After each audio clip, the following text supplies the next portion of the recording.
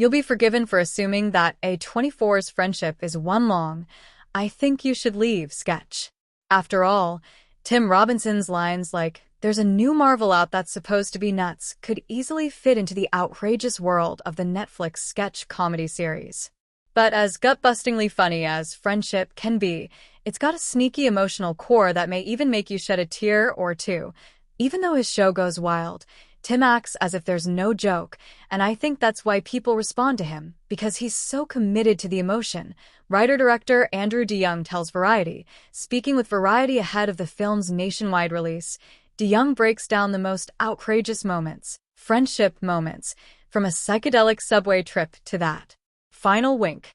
The male loneliness epidemic has been a hot topic in recent years. Did that directly inspire the film? It comes from my own desire to connect, and how funny it is to me seeing other people spin out, trying to connect. That's the gut of it.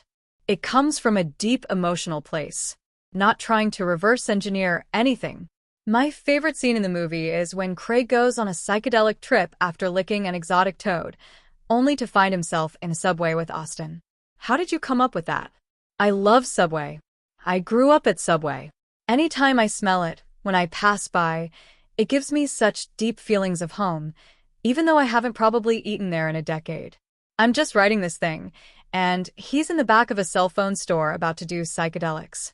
The first impulse is to write something crazy. It just didn't feel right. I've seen it all, and there's been so many brilliant examples of crazy drug trips. I can't beat any of this. What's actually the most interesting thing is to go the opposite route and go pure banal. I always thought that we would have to rewrite that and make it some generic sandwich shop. But Subway was so down. They even showed up to set and were giving Paul tips on how to make a sandwich.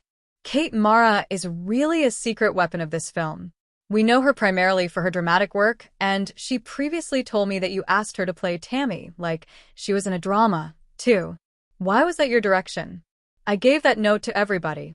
Even though Tim is doing wild stuff here, the goal is to play everything like a drama. Because I think when the emotion is respected and has depth, then the humor will hit harder. That's how I operate.